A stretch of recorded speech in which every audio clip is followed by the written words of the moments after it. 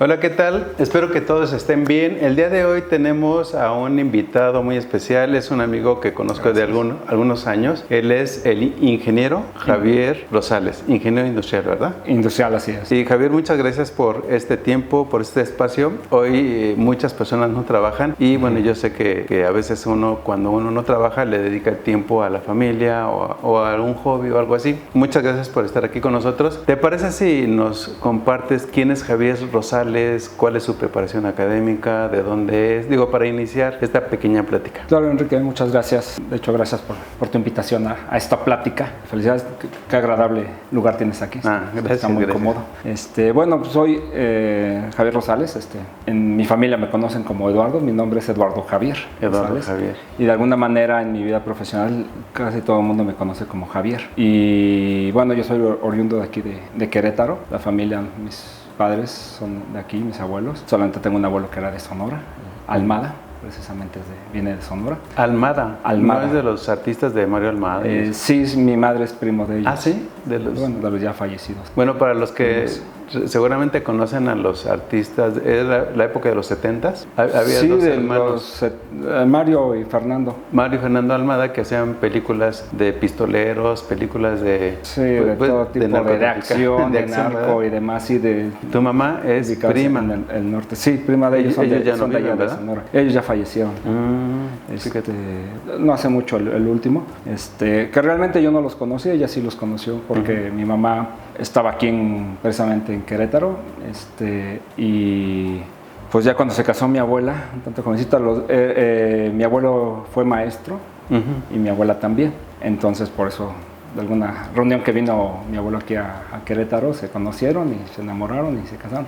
Pero entonces vivían aquí, pero luego se iban a Sonora, o inclusive hasta Tecate, hasta Mexicali, hasta allá, hasta el norte, y luego mi abuela no podía con el calor y se regresaban, en fin, andaban. Es que en el norte el calor es muy extremoso, ¿no? Muy fuerte. Y más en Sonora. Sí, de hecho, me comenta mamá que vivían en esas casas que son zancudas, ¿sí? Con zancos, con palos así altos, por las víboras y los alacranes y demás que no se metieran, estaban así como altas, y luego ya su casa con escaleras para estar en la parte, y ahorita que tomas tu café, tomaban mucho café, precisamente porque dice que los hace sudar y eso los refresca.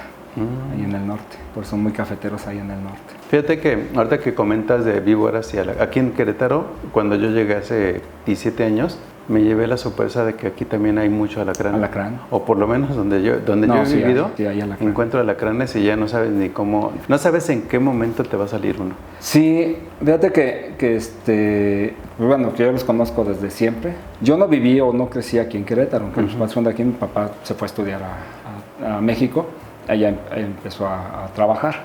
Entonces, nosotros... mis papás cuando iban a tener hijos, pues se venían para acá para que naciéramos y luego nos regresamos para allá. Vivíamos en la parte norte de la ciudad, en Naucalpan, en lo más verdes. Entonces yo no conocía mucho, pero cuando veníamos aquí, la casa de mis abuelos, tanto de mi abuela en ese momento como de mis abuelos paternos, pues eran de esas casas del centro, grandes, de pisos de 4 metros de altura, 4,5 de altura, precisamente para que sean frescas las casas. Y sí, nos encontramos muchos alacranes, muchos alacranes, pero yo no estaba tan acostumbrado precisamente por haber crecido en otro lugar, ¿no? Pero aquí están muy acostumbrados. Me acuerdo que mi papá nos comentaba cómo los utilizaban, así como tú juegas con los grillos o demás, así con los alacranes, con palillos le detenían y le quemaban la ponzoña. Y ya jugaban con ellos y no había ningún problema. Inclusive a mí me tocó ya de chavito que sí, alguna vez los agarraban y hacían eso. Alguna vez lo hicieron, no frecuentemente, pero para mostrarnos que no había problema. Entonces de alguna manera los identificamos con el oído de saber que por ahí estaban, porque tienen un chillito, no como parecido al grillo, pero más bajito el tono.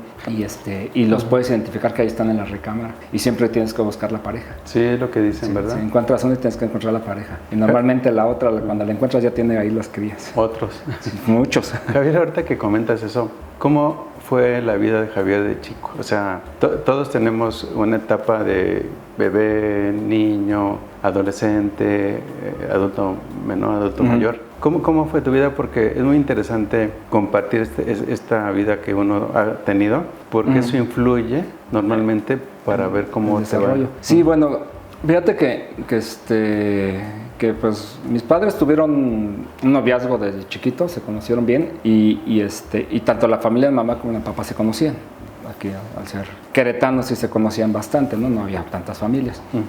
Entonces yo crecí, somos 5 hijos, 4 hombres y una niña que es la más chica. Entonces los 4 hombres, yo soy el tercero, el sándwich más o menos de la familia. Entonces yo interactué mucho con los hermanos más grandes sobre todo y con los chicos un poco.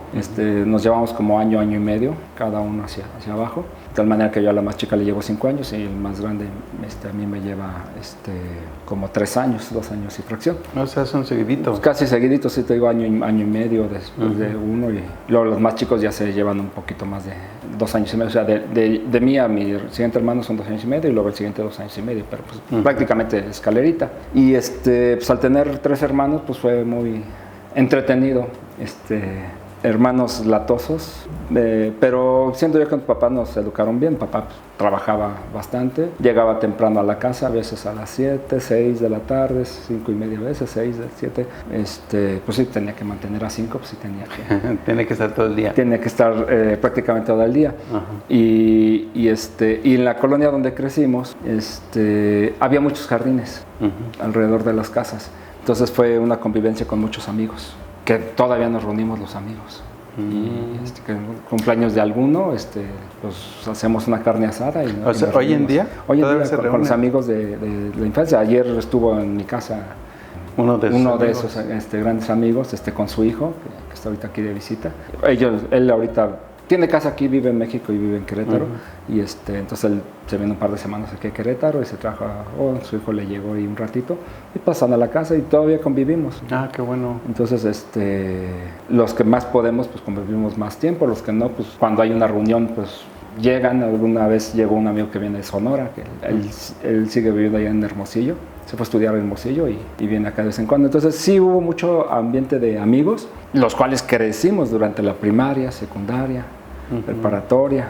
Ya en la prepa algunos ya nos dividimos un poquito de las escuelas con las que estábamos y la universidad pues ya muchos agarramos diferentes universidades. Y aunque también desde chiquitos había amigos que estaban en otra secundaria, en otra preparatoria, pero en la colonia pues nos veíamos y repito, y nos seguimos viendo, ¿no?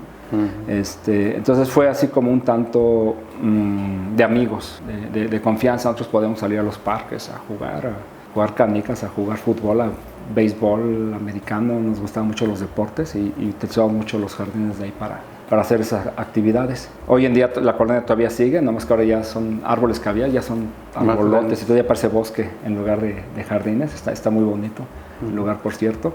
Y acampábamos ahí.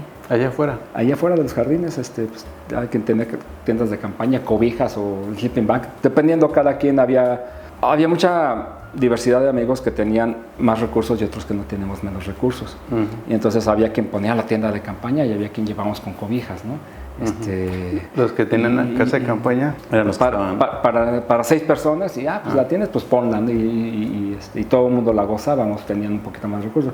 Y otros, no, yo voy con mi sleeping bag y mi tienda de campaña personal. Aparte, pues se querían mucho. Y a la mera hora nos juntábamos todos, ¿no? Si era para 6, ahí estamos 8 en un solo lugar, ¿no? O sea, realmente era una convivencia padre. Y pues azar, bombones, lo que fuera en la noche. Pero entonces acampábamos siendo que estábamos en la misma colonia, ¿no? O sea, pero estoy hablando de chavos de 8 a 12 años. Puros hombres, puros niños. Sí. ¿No había niñas? Sí. No, sí había niñas, pero en estos ambientes no es correcto. No nos... Pues no, como que las niñas no las juntamos eso. O sea, no es que lo pensáramos, no se daban de acampar así. Cuando uno está chico, digo, a mí me pasaba, como que querías estar nada más con tus amigos hombres. Sí. Y las niñas, bueno, yo creo que las niñas tienen una forma de pensar diferente. Sí, ellas, y fíjate que sí jugamos mucho con ellas, digamos que en el día, ¿no? Y ya es que juegan al resorte y al avión y jugábamos con ellas, ¿no? O sea, todos jugábamos, en general todos los deportes, o todos los juegos, pero a la hora del fútbol americano, el fútbol, pues éramos puros chavos, puros niños. Entonces, así había familias con 2 hijos, con 3 hijos, hombres, mujeres, otras con 9 hijos, otros con 5 como en nuestro caso. O sea, habían familias diferentes. De hecho, nosotros decían que el día que nos íbamos de vacaciones completábamos la reta. Que éramos 5 y 5, nos íbamos 4, nos desbalanceaste, ¿no?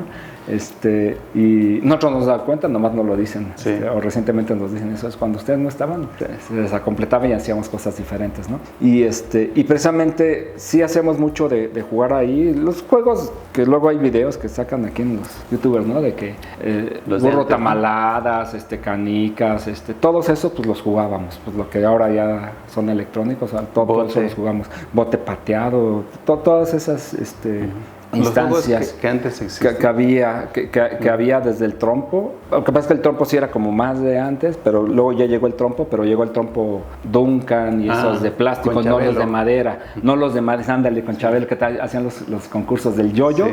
y de los trompos. Digamos que no era como de nuestros papás que sí usaban el trompo de madera Sí. y yoyos de madera. Nosotros ya valero? nos tocó, el valero casi no lo utilizamos. ¿No? No allá con los amigos, sí aquí en Querétaro. Aquí sí era más común con mis primos o con mis tíos, usábamos más el valero aquí. Javier me pregunta, cuando nosotros, cuando uno va a la primaria, secundaria, media superior y superior, te reúnes con personas que trascienden el tiempo.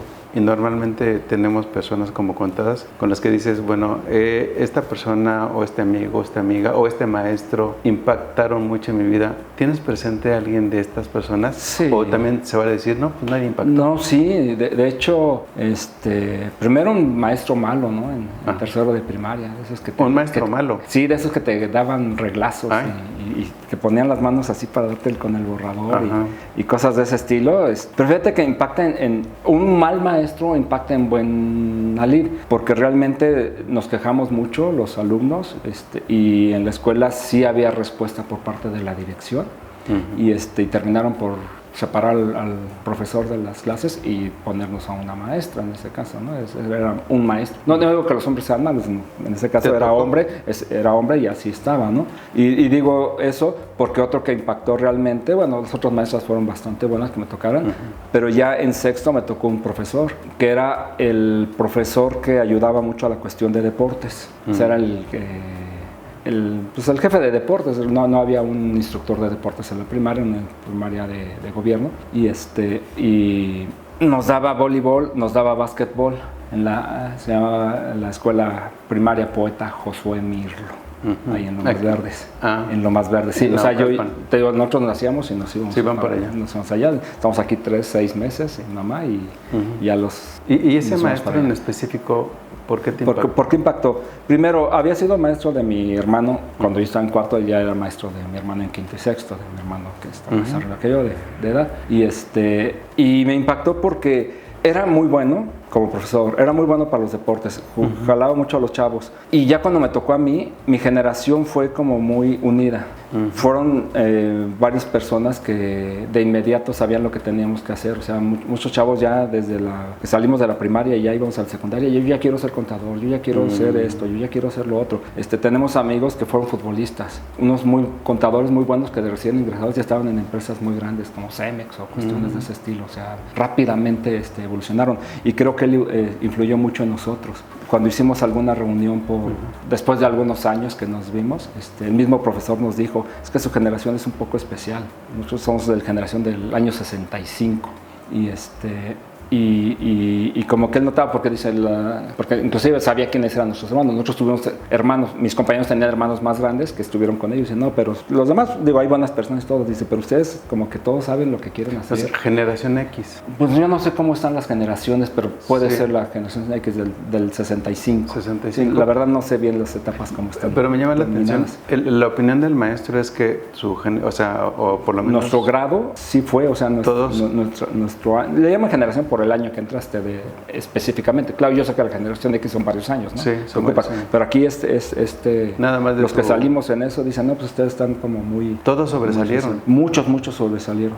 Bueno, muchos. La mayoría. Sí. Es que no es común. Y fíjate que había compañeros, me acuerdo mucho de un amigo, Julio, que su papá vendía chicles abajo del puente, al periférico, para pasar a Plaza Satélite, pasabas por abajo de un túnel y sales por el otro lado, y entonces había quien vendía chicles y del otro lado vendían tacos, ¿no? Y ya salías. Por los circuitos, ¿no? Sí, ibas por los circuitos juristas, y además eran puros puros profesionistas, de hecho, Sí. en satélite. Pero me acuerdo que el chavo vendía los chicles y o sea, el papá vendía los chicles, de hecho tenía una mano, no tenía una mano, nomás tenía un muñón, e iba el niño a la escuela. Tenemos amigos que sí tenían dinero, aunque fuera escuela de gobierno, y sí tenían recursos. Pero entonces él como que amalgamaba todo.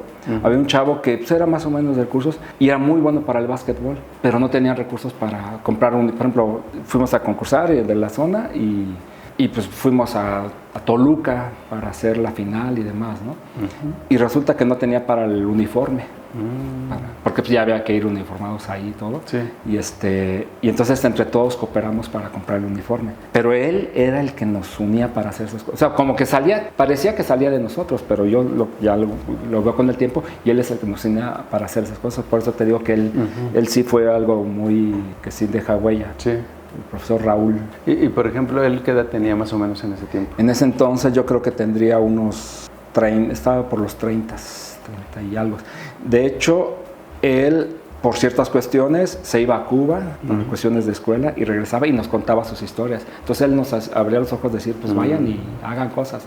Yo fui e hice esto, hice otro, y nos contaba mucho de su historia de viaje y sus vivencias de esas cuestiones. Te digo, y realmente nomás fue un año escolar con nosotros. Y con mi hermano, de hecho, estuvo quinto y sexto, conmigo estuvo nomás un año y fueron muchísimas vivencias. Y él después era tan bueno que fue director, la escuela se dividió en dos y fue director de la otra escuela. Era muy buena persona. Javier, de este maestro Raúl, ¿nos puedes enlistar 5 características que tú hayas visto que no ves en otras personas? O sea, por ejemplo, lo que tú comentas es que él llegaba y nos compartía lo que vivía en Cuba. Sí, ¿Qué otras? O sea, la forma de hablar. Él era modesto, era bastante humilde en sus cuestiones. A la hora de hablar, normal, jovial. Te digo que como compartíamos las cuestiones de deportes, porque además hacía sus selecciones y las ponía en buen grado, o sea, ganábamos trofeos. O sea, como que sabía motivar a la gente para hacer las cuestiones. Puntualidad, pues, o sea, que digas, fue faltista, nunca lo fue. O sea, sí era muy puntual, siempre positivo, siempre buscando resolver nuevos retos, nuevas cuestiones. Fue con todo, o sea, te puedo decir que a mí me trató especial, pero yo creo que a todos nos trató especial. Hubo mucha situación en ese aspecto de que te digo que todos nos amalgamamos como grupo. La percepción de Javier es que te hace sentir especial y posiblemente a todos los hacía sentir especial. Sí. Entonces, de lo que ahorita nos comentas, bueno, por lo que yo identifico bueno, no sé si todavía viva, espero que sí. Yo espero que sí. El profesor Raúl era como líder de su grupo y era responsable. Sabía cómo comunicar lo que él quería comunicar, digo, por lo que comentas, porque los motivaba, compartía sus experiencias. Y dentro de las responsabilidades que era puntual. Era muy puntual. Y a tal grado que varios de ustedes hoy en día están en una muy buena situación, ¿no? Hablando sí, en el caso sí, conozco 2 que 3 personas que se hicieron retos muy jóvenes y si los cumplieron, te digo, desde futbolistas. ¿A nivel profesional? A nivel profesional. Nada más por presumir, pero a nivel de la América. ¿A poco? Sí, o sea, Guillermo, mi amigo Guillermo, ay, se me fue su nombre. Su apellido, Pero en primera división. Sí, primera división. Titular varios años y demás. Qué pena que se me olvide su apellido. Vamos a ver. Y grandes amigos que fuimos. Que pasa que yo soy muy malo para recordar nombres y todo. Claro, de los muy amigos sí me acuerdo muchísimo. Pero te has de acordar de cómo le decían. No, pues Memo. Ah, sí, pues ahí está Memo. Memo, Aparte del profesor Raúl, ¿quién más? A veces puede ser el papá, el tío, la tía, la mamá. Sí, no, realmente ejemplos tengo varios. Un tío que fue militar. También pudo haber tenido una vida media, porque tuvo varias esposas, de que su familia estaba así, pero sus logros y sus cuestiones de salir desde chiquito adelante, falsearon su edad para entrar al ejército. Hizo ingeniería, comunicaciones, hizo maestrías de administración y todo. Hizo cosas muy buenas. Estuvo en el círculo del grupo que... O sea, después de ser militar, también fue estilo policía del Estado Mayor Presidencial. Cuando vino el Papa, él estaba dentro del círculo primero que... Cuidando. El Papa tenía su primer círculo, pero el primer círculo del gobierno él estaba viendo esas cuestiones. Como veía, por ejemplo, los panamericanos cuando fueron aquí, él estaba dentro del comité de seguridad para que se hiciera la seguridad en el estadio. Entonces eso me gustaba porque pues, estaba a super nivel y me gustaba sentarme a la mesa con los tíos, con los papás, con los mayores, a oír las historias, ¿no? que hablaban de todas las cuestiones. Entonces alguien que dices, bueno, pues hace bien las cosas, ¿no?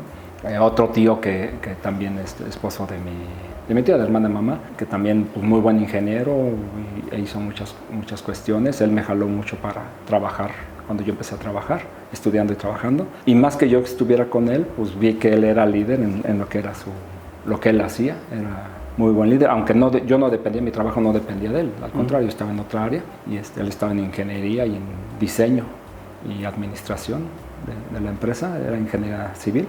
Y yo estaba nada más en la parte de nóminas. Entonces, pues digo, convivía con él porque lo veía ahí, pero realmente yo estaba en otras cuestiones. Pero lo que veía que decían de él y hacían de él, todo lo que él hacía y todo, pues era muy reconocido. Le dieron premios y cosas de estilo. Entonces, digo, la gente que sí estaba cercana a mí, que hacía cosas buenas, para mí son muy ejemplo. O, fíjate, un tío que era de esos que andaban en moto, rebeldes, porque era más joven que mi papá, que sí le tocó los 60s. Ah, sí. Los 60s de andar en motos, de andar de esas Harley o de esas con los manubrios grandotes. Ah, sí. Con su calavera, con sus telarañas y no sé qué tanto les ponía. Y una muchacha atrás. Con la muchacha. Él se casó y se fue de vacaciones a Acapulco en moto. Pero se casó aquí en Querétaro, ¿no? Sí, con su esposa. Y se va de vacaciones, pasa por México y pasó a la casa. Yo no me acuerdo mucho de eso, yo estaba muy chiquillo. Pero ya cuando siguió que iba hacia Cuernavaca, se dio cuenta que se le cayeron las cosas y tuvo que regresarse a la casa porque ya no tenían sus maletas, su ropa, todo se le cayó. O sea, de ese tipo de gente que no la piensa mucho, ¿no? Y que era muy rebeldón en ese aspecto. Y de hecho de que se casó, entre comillas, porque realmente no se casó. Se juntó y pues, celebró y se fue de vacaciones en ese entonces. Pero así de ese tipo de gentes que yo me acuerdo que desde chiquito decía, tú puedes, no, tú en los exámenes has de sacar puros 10, y tú dices, ¿cuáles 10? ¿No? Sí.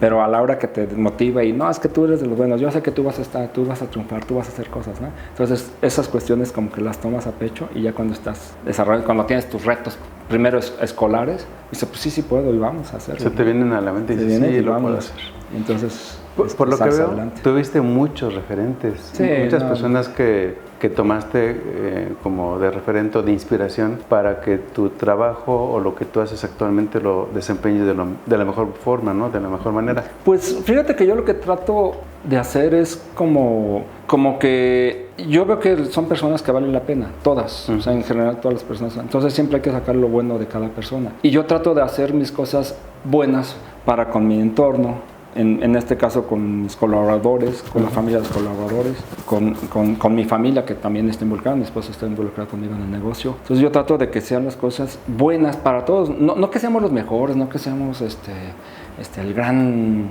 éxito de negociazo y todo, sino que realmente puedas vivir de algo y que puedas vivir bien, satisfecho, que sí aportes algo a la sociedad, aunque sea un granito de arena, que la gente que está contigo sea gente sana, porque sí, cuando ves que no hay gente sana, nos ha tocado decirle, ¿sabes qué? Pues con permiso, ¿no? Hasta aquí llegas, no, pero es que, no, pues... Sana te refieres a que no tenga que no tenga adicciones. Que no tenga...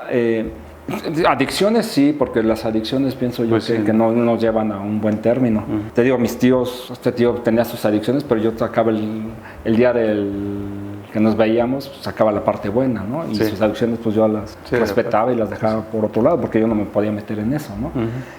Pero sí en un lugar donde tú controlas que es tu negocio, pues sí no puedes dejar que eso afecte, que eso suceda. Y máxime que mi hijo estaba chiquito y nosotros teníamos la oficina y el negocio y la casa juntos. Entonces pues mi hijo llegaba de la casa y pues, le caía bien y todo, pero ves cosas que no son sanas. Y dices, bueno, el otro compañero de trabajo pues es mayor de edad y pues, el jefe de familia pues, sabrá cómo convivir hasta dónde, ¿no? Pero un niño pues no puede. Entonces yo digo, si un niño no puede estar conviviendo con algo, quiere decir que no es sano. Sí. Y si no es sano no nomás para un niño, sino para todo. Entonces, para todas las ¿sabes personas. qué? Pues con permiso. Oye, no, pero es que yo y que aquí mis derechos, bueno, pues tus derechos, aquí está tu liquidación, y aquí están tus cuestiones, pero no queremos que siga por estas razones, ¿no?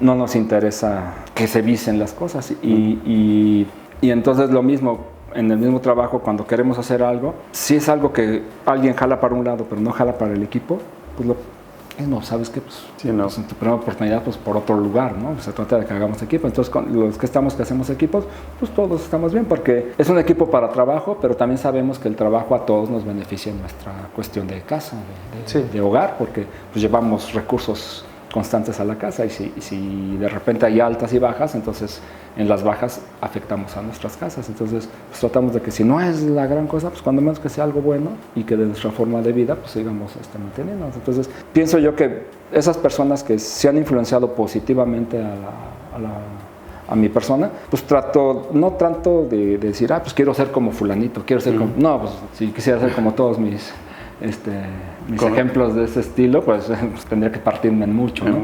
Y además, como te digo, a lo mejor uno de mis ejemplos, por un lado era muy bueno en ese parte ejemplo, pero en otro lado no era tan buen ejemplo, ¿no? Por ejemplo, hablando de familia, aunque dices, bueno, familia, pues cada quien ve su cuestión, pues yo con una familia tengo, ¿no? Y si él tenía 3 familias o en diferentes tiempos. ¿Cómo le haría, Exacto, entonces uno no se puede meter en eso.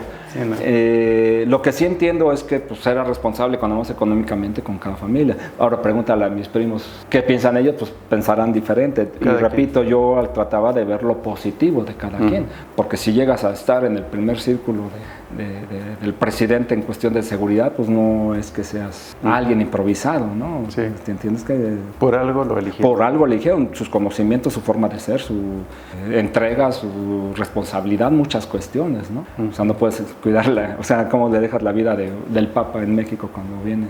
¿Te acuerdas la primera vez que vino el Papa, no? Sí. O sea, él estuvo ahí en esa parte. Con su papamóvil y todo eso. Sí, de hecho a mí me tocó verlo ahí en Lomas Verdes, pasó por la avenida Lomas Verdes, ahí estamos, sí, a saludar al Papa. Javier, eres ingeniero industrial. Industrial, así es. ¿Por qué estudiaste eso? Yo siempre quise ser ingeniero en caminos y puentes. Ajá. Porque íbamos mucho de Querétaro a México y veías ahí en las casetas, ¿no? Caminos y puentes federales, ¿no? Entonces yo quería ser ingeniero en caminos y puentes. Con el tiempo y ya cuando pasé en la preparatoria se me dio mucho lo de diseño técnico, de hecho del área. Yo estudié en bachilleres, colegio de bachilleres. Y ahí hay áreas, o sea, empiezas tronco común y luego empiezas áreas, ya sea farmacobiólogo o en este caso era como diseño industrial, que era el área 1, las matemáticas, pero había mucho de diseño. Había otro de turístico, ¿no? Empresas turísticas y demás, ¿no? Había varias áreas y a mí me gustó ese diseño, entonces a mí me gustaba mucho dibujar y demás, y se me da mucho lo de tercera dimensión y planos y conocer eso. Después ya me dio el AutoCAD, porque antes era puro respirador y reglas y escalímetros y demás, ¿no? Pero bueno, ya después se dio la parte y sí tuve oportunidad de trabajarlo ya profesionalmente, la cuestión de AutoCAD, la cuestión electrónica de hacer dibujos y diseños. Y entonces me gustaba esa parte y me gustaba el campo. Entonces, cuando yo empecé a estudiar, me fui, un tío que te digo que también influyó mucho en mí, él fue profesor por muchos años en la Universidad Nacional Autónoma de México, Ciudad Universitaria. Dice, pues ¿por qué no vienes y te enseño, te presento con profesores de aquí para que te enseñes diferentes carreras, que veas lo que hay? Y me gustó mucho lo que fue topografía, porque precisamente era ver cómo me gustaba la geografía y cuestiones de ese estilo, la biología marina. En algún momento quise ser también biólogo marino, pero me gustaba mucho así lo que es la naturaleza. Y entonces dije, pues estás todo el día afuera y ves cómo son los relieves y toda esa cuestión, que es lo que necesitas precisamente para trazar carreteras, ¿no? Y me gustaba mucho que las avionetas ibas y sacabas fotos y hacías la planimetría entonces me llamó la atención y dije, pues vámonos por ese lado. Y estuve un año ahí en la universidad, o sea, me inscribí para topografía. ¿Ya como carrera? Como carrera, o sea, cuando terminé la preparatoria, bueno, bachillerato, fui a hacer mi examen para topografía. Sí. y pues me aceptaron allá en la UNAM. Ya sabes, esos exámenes que haces en el estadio En el Azteca y con tu lápiz mirado de 1.5 del 2 del 2 con mirado, tráete 2 lápices mirado de y no traías sacapuntas. Ándale, qué lío, ¿verdad? ¡Ay! ¿Y ahora con qué? Pues con navaja, con los dientes, con lo que podías. Pero pues no podías pedir, sí, era. Pero por eso te pedían 2 lápices mirado del 2. Del 2 o 2.5 te decía. Y una goma blanca. O goma de rojo con azul. No, eso no te las permitía. ¿Ah, no? No para los exámenes. Bueno, lo que pasa es que yo entré al Politécnico y ahí sí se podía. ¿Ah, sí se podía? Sí. Ok. Sí, no, acá porque precisamente la blanca sí te borra bien y las otras te dejan manchar. O más bien creo que no recuerdo si pedían goma, pero... Sí, porque la goma del lápiz era roja y pues, te manchaba todo. Y las otras eran azul y rojas, pero te manchaban. La azul era para tinta. Sí, cierto. Y todo, y rompías el papel ahí. Pero entonces estudiaste un año en topografía. Un año en topografía. Y me gustó, y cada vez que veo por la calle, en lugares donde están haciendo levantamientos, hoy vimos uno, salimos a caminar por el parque de la colonia, y precisamente estaban, creo yo, estudiantes haciendo así como levantamientos del nivel ahí del parque que está ahí, y pues me acuerdo mucho de los que hicimos, ¿no? De los levantamientos, pero me di cuenta que para mí era un hobby, para mí era... pues qué padre, ¿no? Que utilizas estas herramientas, ya estás en el campo y en el sol, y, pues en la naturaleza, ¿no? Pero dije, pues eso para mí es hobby. Realmente sí me gusta la industria, sí me gusta la transformación, que las cosas se hagan bien, etcétera. Entonces dije, no, ¿sabes qué? Va a cambio. Dije, pues voy a pedir un cambio, entonces lo pedí a ingeniería industrial. ¿Pero cómo llegaste a ingeniería? O sea, porque ya estando ahí conocí todas las áreas. O sea, dijiste... En Ciudad Universitaria es muy grande. Pues es una ciudad. Es una ciudad. Y ingeniería está en 2 partes. Ajá. Y al principio, como era topografía, sí tenía que tomar unas clases le llaman el principal, el edificio principal que está enfrente de la alberca olímpica de edición universitaria, y otras clases en el anexo, le llaman, que son lo básico, los 3 primeros años de todas las áreas matemáticas, todas las álgebra, cálculo, todas esas materias, ¿no? Sí. Y entonces estabas de aquí a acá, pasabas por muchas había cuestiones de deportes y demás, y entonces había laboratorios, entonces pues yo me puse a ver todo lo que había, y sí me di cuenta que desde la preparatoria, que me gustaban los diseños y las cuestiones, pues yo quería hacer cosas, diseñar algo, ¿no? Que quedara bien, me gustaba hacer los trazos y todo, y crear, y entonces ahí vi que la transformación es lo que importa para hacer eso, y entonces por eso me fui al área de ingeniería industrial. Inclusive dentro del área de ingeniería industrial tomé la especialidad de lo que es no me acuerdo bien cómo se llamaba, pero prácticamente era creación de proyectos o de hacer empresas para un proyecto específico. Javier, pero entonces ¿tienes una especialidad después de la carrera? No, en la carrera pides un módulo.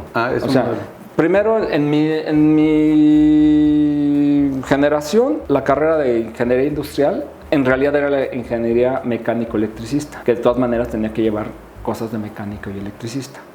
Y pero ya había una especialidad de industrial, por eso se llama ingeniero mecánico electricista, área industrial. Y en el área industrial tú podías pedir lo que es producción, lo que es una cuestión administrativa y lo que es gestión de operaciones, gestión de algo así se llamaba, que era precisamente generación de proyectos. ¿Y ahí te fuiste? Y me fui hacia eso. Entonces ahí precisamente lo que ya hacías era ver todo lo que necesitabas para echar a andar una empresa. Desde el estudio de mercado, qué es lo que necesitas para el espacio para hacer la empresa, cómo va a fluir el material, dónde deben estar oficinas, o sea, hacer toda la estructura, el layout de cómo va a trabajar, ver qué tanto tienes que vender, qué tipo de máquinas tienes que poner para que llegues a la capacidad que quieres de trabajo, etcétera, toda esa situación, y pues me gustó muchísimo el poder proyectar las ventas de acuerdo al historial o lo que viene hacia adelante, como hacia dónde va el mercado, etcétera, y entonces darle la capacidad a la empresa de decir, oye, pues ¿sabes qué? Tienes que meter horas extras a partir de tales meses porque vamos a llegar a tales cuestiones, o si necesitas contratar más personal, o tienes que extender esto de área de trabajo, esas cuestiones me gustaban mucho, y por eso me gustó la parte de hacer industria, ¿no? De que la industria funcione. Y eso a mí me gusta. O sea, fue lo que realmente me llamó mucho la atención. Javier, a ver, tú eres ingeniero industrial, te especializaste en el tema de proyectos de los negocios y empresas. Hoy en día, tú tienes una empresa que se dedica al tema de software administrativo, específicamente Aspel. Es correcto. ¿Y cuántos años tienes con este negocio? Pues mira, con el negocio en sí, no sé cómo marcarlo. Yo tuve una etapa o 2 etapas de este negocio, porque yo estaba en México, cuando estudié ahí en México, y cuando terminé empecé a trabajar con unos amigos. Bueno, cuando terminé empecé a trabajar en la industria. Como yo trabajaba mientras estudiaba trabajaba en una empresa de ingeniería civil. Y trabajé 4 años y medio haciendo nóminas, programando nóminas y viendo que salieran las nóminas y viendo que salieran recibos y cheques y todo, porque pues había que hacerlos a mano, entonces había que hacer que el programa lo hiciera. O sea, ¿fuiste de los primeros que hizo un programa de nómina en computadora? Pues digamos que sí, porque era la generación que no había software comerciales. Había software en industria grande. Pues, conocí Colgate-Palmolive, que es donde trabajó mi papá. Alguna vez fui a trabajar ahí de vacaciones y conocí el inmenso mueblezote, o sea, toda la grande de computadora, y conocí al jefe de sistemas, a un amigo de mi papá,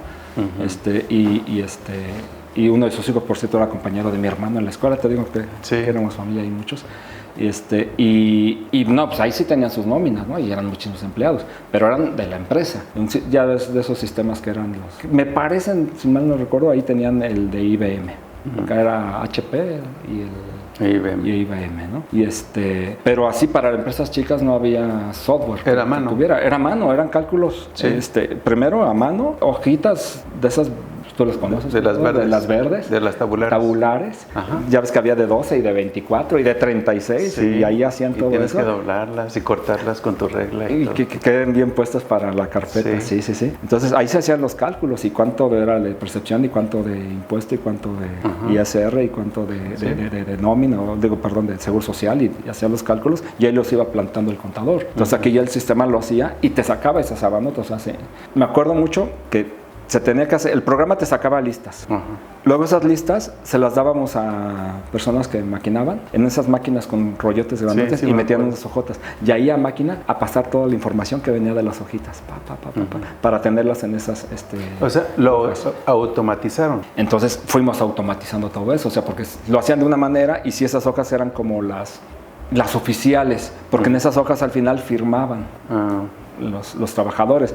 Ellos trabajaban mucho para supervisión de líneas de metro, línea 6, me acuerdo, línea 9 de metro. Entonces tenían que firmar las hojas, entonces tenías que plasmar todo eso. Entonces en una hojita carta que salía a la computadora 9 tenía que salir ahí. Te digo, todo eso se fue transformando, pero ya con los sistemas se fueron transformando. Entonces ya los recibos eran a mano, había que, de la información, la gente tenía que... Había personas que llegando a la semana, porque se pagaba por semana y por quincena. Entonces llegando a la semana pues había que hacer los recibos. Los recibos a mano para que los firmaran y en 2 copias para que uno para la empresa, otro para el empleado. Y así, entonces pues mejor hacer los recibos en la computadora y ya nada más se ponían a cortarlos, que ya era diferente. Ya después eran hojas hojadas, o sea, me tocó la evolución de esa situación, desde hacer el programa, vivir la situación, porque yo me puse a hacer recibos y todo a mano, ¿no? Y cheques y todo, y que bajas un cheque y a tachar, y el siguiente y anular el cheque contablemente y todo. Bueno, ahí le ponías cancelado y doblabas y engrapabas. Y hay quien rompía donde se firmaba, ¿no? Hay quien rompía, sí, en fin, o sea, hacían toda la situación para eso. Entonces dices, bueno, pues ya mejor tráete los cheques que vengan del banco de tal cuestión y aquí se van a imprimir. Pues tráete una impresora de tal tipo, ya le decías de qué tipo. Entonces, a mí lo que me gustó precisamente es que ya podías adaptar un sistema de cómputo a una realidad y mejorar la realidad. Entonces eso fue lo que a mí me llamó mucho la cuestión, que podías mejorar la realidad con computadora. Y luego cuando fue mi primer trabajo, ya cuando terminé la escuela, o me faltaba un semestre para terminar, entonces, a la empresa le dije, pues muchas gracias por todo, o sea, hasta aquí llegué, oye, pero todavía no termina, le digo, no, pero quiero un semestre sabático de trabajo. De descanso. Descanso. Tenías 20 años, 21 años. Sí andaba por los 21, 22 años. Y ¿Pero ya querías descansar? No, lo que quería era estar en las fiestas de graduación, porque ya ves que hay que organizar un evento, hay que hacer esto. Yo no era el organizador, pero andaba para recaudar fondos, que si iba a haber chamarras, qué tipo de anillo y todo eso. Entonces, aunque yo oficialmente no estaba en la lista de los organizadores, estaba con ellos. Sí. Entonces me gustó mucho convivir con mis compañeros el último semestre de la carrera. Aunque en ese inter, el mismo contador de la empresa, porque tenían contabilidad externa esta empresa, pues me llamaba a mí para que yo le hiciera programas de contabilidad. Entonces al fin y al cabo seguí cobrando por fuera trabajitos que ahora le llaman, ¿cómo les llaman ahora esos trabajos? Freelance. Freelance. Pero entonces, eso detonó que hubiera un giro en el ámbito que tú querías trabajar para enfocarte a software administrativo. Digamos que eso fue la base. Fue la base. Te voy a decir qué fue lo que lo detonó. Cuando dejé la empresa de ingeniería civil y a medicar la escuela, terminé los grados ya a otra cuestión. Y ahora sí voy a empezar a trabajar. Entonces empecé a buscar trabajo. Y encontré trabajo en una fábrica que hace válvulas de seguridad y alivio. Estas son de que cuando hay mucha presión o mucha temperatura se disparan para que no se acumulen las tuberías y se truenen con los elementos de contención. Y como cual, desde la que tenemos en el boiler, ¿no? Que hay mucho calor, de repente el boiler empieza a aventar vapor, ¿no? Hasta las que son de Pemex, Comisión Federal de Electricidad, que tienen unos inmensos, son unas ciudades, unos viaductos de tuberías, y necesitas ahí elementos de seguridad, precisamente. Si hay mucha presión, si hay mucho calor, si lo que sea, pues tienes que disparar eso, mandarlo a otro lugar, porque si no, pues, ya ha habido accidentes. Sí, por los riesgos. Ha habido accidentes y me ha tocado profesionalmente algunas cuestiones, aunque no por nuestra parte, pero sí de saber más o menos de qué fueron los accidentes. Entonces yo trabajé en esa fábrica, y entonces en esa fábrica tenían varios dibujantes con sus respiradores que yo los sabía usar perfectamente, ¿no? Me gustaba mucho eso.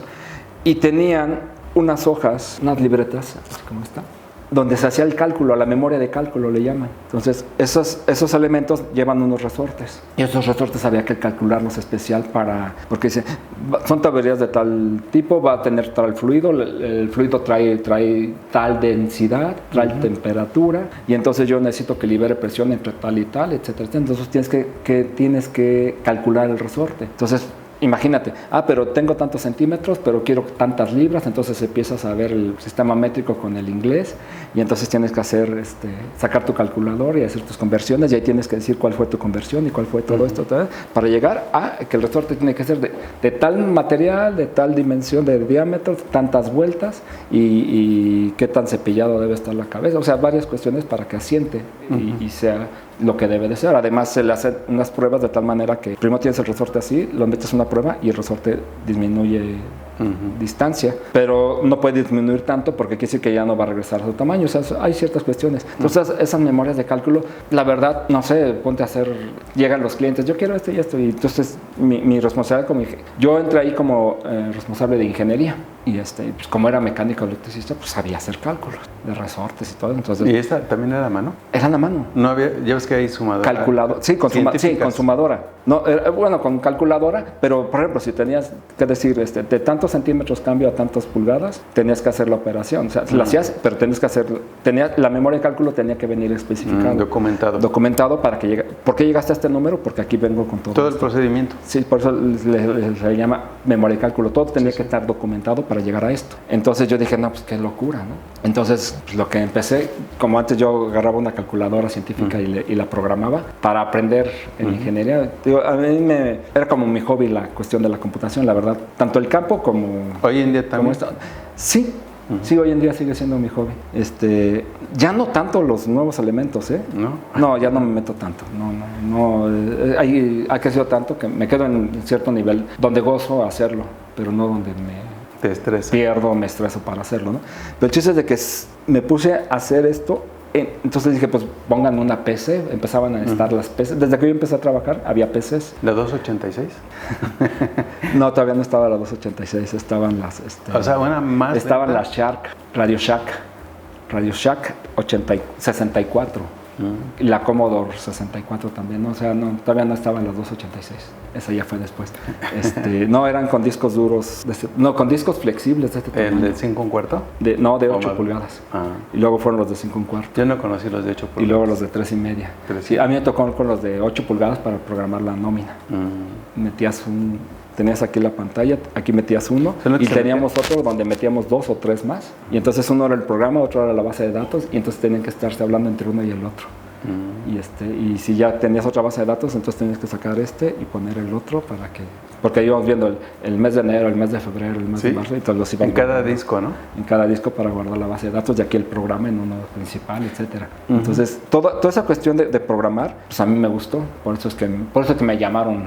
Digo, sí era un tío, pero como me conocía un poquito de que yo iba para allá y apenas iba a empezar ingeniería, pues vente para acá. Entonces yo programé los cálculos ahí. Y entonces de hacer 3 cálculos al día, pues ya te podía hacer 8 en un día. Con la computadora. Pero entonces la computadora ya le ponías como ya tenías un programa para ponerlo, eso te avalaba la memoria de cálculo y ahí estaban los resultados. Entonces nomás era poner variables y te daba el resultado. Y podías imprimir todo eso perfectamente. Y luego los respiradores los cambié por AutoCAD, por computadora. O sea, actualizar todo. Entonces le decía a los directores, ¿sabes qué?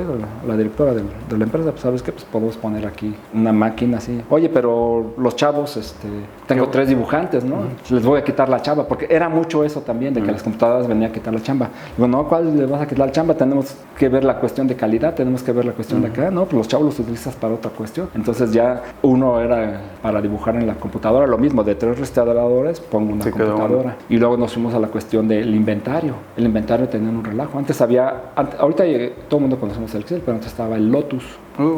Entonces, ¿y el 4 Pro? No sé si lo conociste. No, el 4 Pro fue antes de Lotus. Lotus 1, 2, 3. Había uno, sí recuerdo. Había unas bases de datos. O sea, se llaman hojas electrónicas de cálculo. Y sí había, antes de Lotus sí había unas que yo alcancé. Y otra que no sé si es correcto, VisiCalc o algo así, que también eran unas hojas electrónicas. No lo conocí. Pero sí, lo que está haciendo. Yo lo que conocí fue Lotus. Y ya estaban las PCs y entonces en la PC podía programar. Entonces dije, pues programamos. Entonces el inventario lo empecé a llevar ahí. Y entonces el chavo que estaba dibujando podía entrar ahí o contratamos a otra persona que ya podía ayudarnos a hacer otras cosas. Entonces ahí fue el punto donde dije, ¿por qué si las computadoras nos pueden ayudar a mejorar el trabajo? Pues ¿por qué no? Si yo había hecho lo de la nómina, pues ¿qué puede haber? Y en eso un amigo que había de la infancia se había ido a estudiar a Hermosillo y allá desarrolló un software administrativo y se lo llevó a la Ciudad de México para abrir mercado. Y entonces, oye, pues yo voy a ver estas cuestiones de tal software. Entonces hacemos nóminas. Oye, pero la nómina yo acá la hago. Pues aquí hay nóminas, aquí hay ventas, aquí hay inventarios, aquí hay contabilidad. Oye, pero yo le hago al contador sus rutinas para tener la contabilidad. No, pues aquí ya tengo la contabilidad. Digo, pues padre, entonces dije, adiós empresa de mecánica, que de por sí había pasado ahí algo que no me gustaba, que querían que firmaras unos cálculos para sacar producción de cierta manera, aunque después la corrigieran. Digo, no puedes variar información sobre el cálculo. Yo soy ingeniero que estoy diciéndote esto es lo que funciona así, pero es que en lo que lo mandan, porque algunos resortes se mandaban a hacer en Texas, en Houston específicamente, por los tratamientos técnicos que llevaban los fierros que se ponían ahí. Entonces dices, no, pues ¿cómo te voy a firmar? No, es que necesitamos sacar esto para que se libere. No, pues es que lo que debe llevar es esto. Mientras le ponemos otro, nomás avala que salga, porque pues, no, yo no te avalo eso. No, entonces sí tenía ciertos conflictos, porque el de ventas quería vender más, y si no sacabas eso, entonces CFE no te compraba más cosas, hasta que no terminaras con ciertas cuestiones que estaban ahí atoradas, que precisamente fuimos a Minatitlán, allá en Veracruz, cerca de Coatzacoalcos, a ver una planta y pues, sí, nos estaban reclamando que unos resortes no estaban bien. Entonces yo hice el estudio, vi la memoria de cálculo y digo, pues sí está mal, debe ser así y asado. Pues ahora, pues mándenlos a fabricar, sí, pero van a llegar dentro de 3 semanas, 4, no sé, no me acuerdo el tiempo. No, pero es que yo ya tengo que... Ya los necesito hoy. Si yo entrego esto, me liberan todos estos pedidos, porque le estaban deteniendo pedidos por tener esto mal. Digo, no, pues yo no te libero. Entonces esas cuestiones para mí no eran por eso correctas. Mejor, entonces dije, ¿sabes qué? Si yo ya vi que las computadoras sí saben hacer lo que saben hacer, pues vámonos a esa cuestión de ayudar a hacer las cuestiones mejor con las computadoras. Y entonces me salí y me fui con este amigo a distribuir esos sistemas. Entonces aprendí a utilizar la nómina. A la empresa que yo había dejado de ingeniería civil, que de repente me hablaban, oye, ayúdame a tal cálculo, oye, es que hay una nueva ley que no sé qué. Entonces ya me pagaban extras por ajustarle ciertas cuestiones, aunque ya no era mi responsabilidad ni la programación, ni que se generara la nómina. Digo, oye, pero pues mejor aquí hay un software. Pero compras el software, actualizas el software y ahí vienen todas las, te digo cómo funciona, y todas las renovaciones, de todas las actualizaciones las vas a ir teniendo ahí, y ya no dependes ni siquiera de mí. Porque algo que no me gustaba también es que, no sé, en las empresas como que vi que, es que si no está fulanito no funciona, si no está perenganito no funciona. Digo, no, pues si está un sistema, pues utilizan el sistema y se acaba, ¿no? Entonces digo, si están las computadoras y llevas un procedimiento, pues con eso tienes. Entonces, y si hay algo nuevo y nomás pones el disco nuevo con la... antes eran disquetes de 5 1/4, 3 1/2 después, que llegabas y ponías la nueva versión, y uno, y el 2, y el 3, y el 4, y se actualizaba con la información misma que tienes, y ya volvió a funcionar. Entonces era más sencillo que esperar al de computación a que venga a hacer eso. Pero entonces, ¿ese software cuál era? El de Hermosillo. Ese se llamaba, porque ya no está, Multivisión. Ese no lo conocí. No lo conociste. Estoy hablando por ahí de los 88 al 92. Multivisión. Muy bueno. Pero el problema de ellos es que el de ventas estaba en México, el de programación estaba en Hermosillo, los socios, y tuvieron un pleito. Y entonces se divorciaron. Entonces uno se quedó con las ventas y otro se quedó con la programación. ¿Sabes quién ganó? Pues el de ventas, yo creo. ¿O el de programación? Ninguno. Bueno, es que los dos perdieron. Los dos perdieron. Y precisamente yo conocí ese software, me capacitaron ahí y toda esa cuestión. Me dieron una capacitación, conocí, lo pusimos me acuerdo, en nómina en el Globo. Había un chorro de muchísimo. El Globo, la panadería. Sí. Pastelería. Entonces ahí llevaban la nómina, estaba una nómina preciosa como la llevaban, te digo, la puse acá, la llevamos en varios lugares. Entonces yo pude implementar los sistemas en diferentes lugares, los administrativos, los de venta. Antes habían importadores que tenías que sacar todavía tienes que poner etiqueta en las cajitas de importación, los datos de importación y todo eso. Entonces maquilábamos hacer etiquetas y toda esa cuestión. Con código de barras y eso. En aquel entonces no era con código de barras, era puro numerito, y estaban las personas de esas de matriz, de puntos, sacando etiquetas, y ahí iban las miles de etiquetas. En fin, entonces me gustó entonces yo ya vi que ya había software, porque también yo dije, bueno, yo aprendí a programar la nómina, aprendí a programar lo de los inventarios que manejé y la parte de calidad en la otra empresa. Digo, pero si ya hay software que está hecho, pues ¿para qué aprovecharlo? Mejor atiendo a más clientes que ocupen eso. Entonces aprende cómo funciona, y entonces tengo más clientes que utilizan lo mismo. Entonces siempre me gustó que las empresas chicas de México, porque realmente era software para empresas chicas, conocí Colgate y pues ellos ya tenían su solución. Mi mismo profesor que me ayudó con mi proyecto, ¿cómo le llamamos? El trabajo social. Mi trabajo social fue montar un departamento de cómputo en la universidad, pero ya específicamente de ingenieros industriales. Se armó un cubículo para puros ingenieros industriales, y entonces mi trabajo social fue hacer que se funcionara. Desde que la universidad te daba las computadoras, cuántas te dio, etcétera, y programarlas y empezar a administrar el lugar y llevar tu récord de cuántos gente van. Ahí tú puro ingeniero industrial. Lo implementé yo, fue mi trabajo social. El profesor que tenía esa responsabilidad, pues ocupaba a alguien de trabajo social para hacerlo, porque no lo estaba haciendo. Y él trabajaba en la IBM, y entonces me decía cómo funcionaba. Y de hecho fui a Bayer, y ahí tenían el sistema, entonces vi cómo funcionaba un sistema, cuando estaba todavía estudiando, y lo dejé aparte, pero un sistema grande. Entonces ya cuando yo llego y veo que sí hay sistema para empresas chicas, entonces dije, no, sobre eso fue lo que me llevó a Aspel. ¿Por qué a Aspel? O sea, a un software que te hiciera las cosas más fáciles. Que fue Multivisión, ¿no? Que fue Multivisión, porque yo programaba en Basic, programaba en Pascal para ciertas rutinas que tenía. ¿Linux ahí. no existía todavía o ya? Sí, pero esos ya son grandes. Los otros eran todavía podías.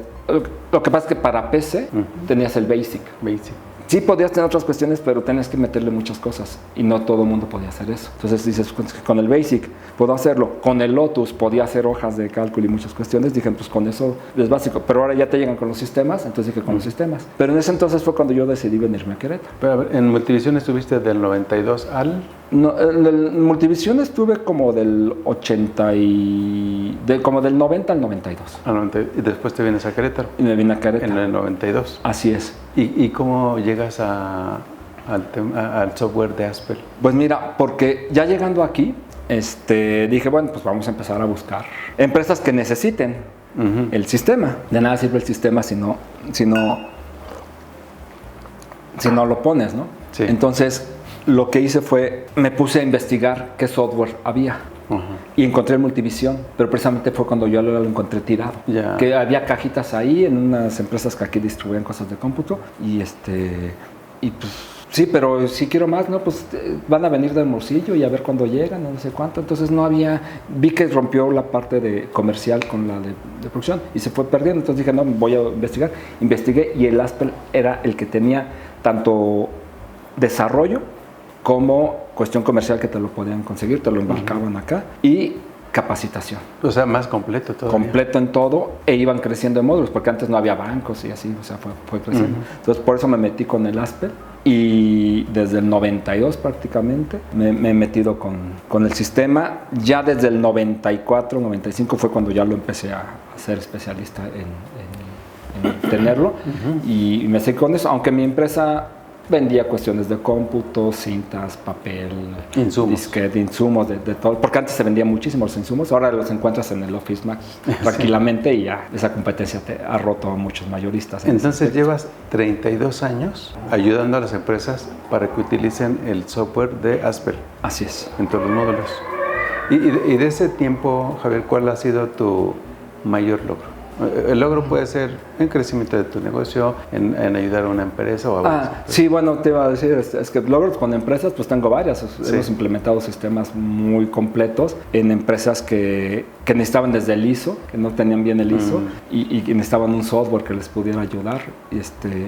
Entonces, pero querían un software más grande y no podían porque no tienen ni siquiera el ISO ni la capacidad económica para meter un software grande. Entonces, mis empresas que son de producción son de las más que veo que he tenido de éxito, que el control de la fundición, la planeación de la fabricación, del ensamble y el embarque. Empresas de puro comercialización también, que tienen sucursales, que tienen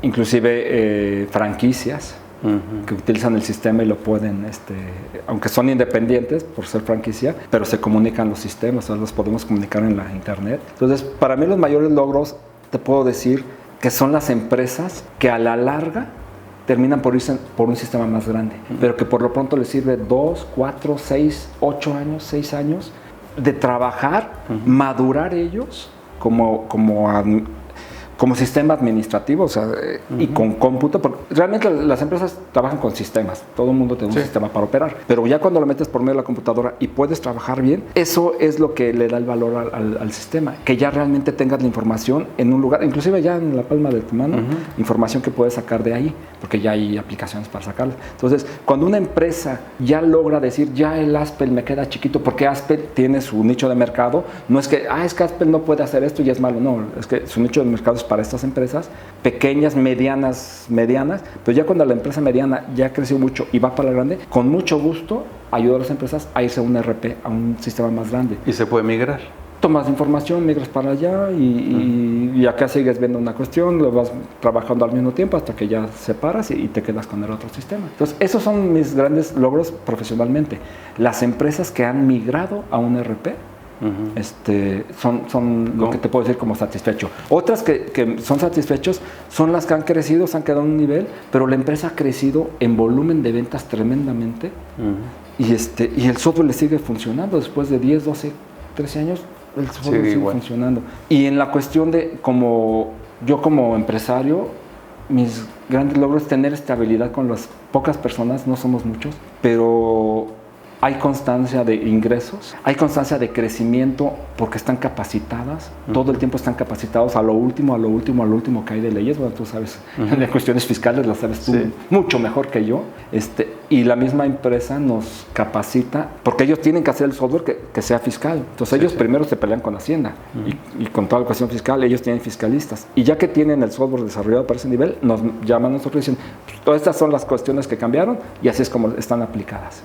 Y entonces eso, nosotros somos un punto que ya lo distribuimos en todos nuestros clientes. Ya con los ajustes y las adecuaciones. Con las adecuaciones. Ahora, en la vida de las personas y de las empresas también hay tropiezos o fracasos. ¿Tienes algún tropiezo o fracaso presente que lo hayas resuelto y además te haya servido como de trampolín para mejorar? ¿O no ha habido fracasos también? No, yo creo que fracasos tenemos a cada rato, ¿no? O sea, porque son fracasos chiquitos. Yo creo que tengo fracasos en el aspecto... Mira, tengo fracasos chiquitos que todo el tiempo los vamos viendo para poder mejorar las cosas. Los fracasos que yo veo que sí hemos tenido y que se han generado o han dado a un mal resultado es precisamente cuando no hay una comprensión, que no entendimos lo que el cliente quería. O el cliente nos hace ver que él quiere una cuestión y a la mera hora va para otro lugar. Entonces, cuando no hay ese entendimiento, esos son los fracasos que sí hemos visto. Porque hemos tenido rompimientos con clientes donde nos dicen, ¿sabes qué? Pues, es que yo quiero esto, pues es que no te lo puedo dar. ¿Sabes qué? Pues, con permiso, ¿no? Otra cuestión. O simplemente no nos dicen nada, es que ya compré otra cosa. Ay, pues me hubieras dicho. No hubo un entendimiento. Para mí esos son los fracasos, cuando no hay una comunicación con el usuario, con el dueño del negocio que va a utilizar los sistemas, porque se crea una falsa expectativa. Y eso sí hemos tenido varios fracasos en ese aspecto. Entonces, ¿qué es lo que tratamos de hacer? Pues ser muy claros con el alcance, ser muy claros con los tiempos. Y si hay otra vez un fracaso de ese estilo, pues que no sea por parte de nosotros. Sí. Esa es la única situación que te puedo decir. Porque sí hemos tenido esas cuestiones, claro que las hemos tenido. Sí, como todos, ¿no? Pero lo que sí me queda es que yo puedo ver a alguien en la calle y saludarlo perfectamente, sin ningún problema. Así siga siendo mi cliente o haya dejado de ser mi cliente. No pasa nada. Creo que uno de los logros que sí tenemos, eso sí te lo puedo decir, que mucha de mi gente que trabaja, mis clientes me dicen, es que es muy bueno, es que quiero que él me atienda, es que me trata muy bien, es muy buena persona. O sea, creo que como personas nos hemos entendido. Y tengo varios que sí puedo considerar amigos, que son mis clientes, pero ahora son más mis amigos que mis clientes. Entonces eso a mí me gusta mucho, que han tenido pérdidas del director de la empresa, de la cabeza de su familia, porque son empresas, la mayoría son grandes empresas familiares, que se han perdido al miembro principal y siguen adelante. Y está la hija, es que tiene que ser y tenemos que salir y vas a ver que ahorita sí, y hay problemas de esto y hay problemas de otro, pero los abogados van a ayudar. A ver, ayúdame a que esto, es que tengo que controlar eso. Va. Y entonces, cuando ya te piden la ayuda, como echan la mano porque pues, mi papá hacía esto, pero yo no sé cómo lo hacía, pero yo tengo que llegar a esto. Y cuando era una persona que estimabas al 100% y fallete, bueno, pues todo el mundo tenemos eso, ¿no? Que pues, vamos para allá, ¿no? Todos nacimos para ser felices y hacer amigos, decía un amigo, un compañero de trabajo. Nacimos para ser felices y hacer amigos, pero realmente pues todos nacimos para morir, ¿no? Realmente, ¿no? Entonces, ¿qué haces con ese tiempo? Pues esas amistades. Aprovecharlo. Entonces, todo lo que te decía de la gente que me ha influenciado y todo, es para hacer las cosas bien y estar bien con uno y estar bien con la familia. Eso yo creo que es lo más importante. Muy bien, Javier. Pues, Javier, yo te agradezco mucho el que nos hayas compartido todo lo que platicamos. Muchas gracias por tu tiempo. Y no sé si quieras agregar algo más antes de cerrar esta plática. ¿Qué puedo decir? Los sistemas están para mejorar los procesos. En mi caso particular, yo he tratado de hacer sistemas para que yo mismo, inclusive, tenga mucho más tiempo de relax. Yo ya sí ocupo los sistemas Aspel para mi cuestión administrativa. Ahí saco mis indicadores. Sí tuve que trabajar con mi gente para que sea gente honesta, gente trabajadora. Y que trabajando con esto yo me meto aquí mismo, ahorita si quiero, y veo cómo están, cómo cerramos el mes. Ayer lo estaba viendo cómo cierro. Yo cierro el mes el día 30, el día primero no, ni el día 10, ni el día 15. Yo cierro el mes el día 30 y empiezo a ver las siguientes cuestiones. Yo el día 10 sé cómo voy de ventas, el día 20 sé cómo voy de ventas. Sé cómo apretar todo. Entonces el sistema me sirve y sé que le sirve a los demás. Entonces yo creo que esa es la parte importante, que los sistemas realmente te sirvan para eso. ¿Por qué? Porque Uno como empresario, sí, por un lado haces la empresa para ganar dinero. Sí. Es muy raro las empresas que no lo hacen, casi todo es lucrativo. Hay otras empresas que no lo son y conozco 2 que 3 que también les echamos la mano para beneficio y se hace para beneficio. Inclusive tenemos, como les digo yo, tenemos varias becas con algunos clientes que no les cobramos nuestro servicio.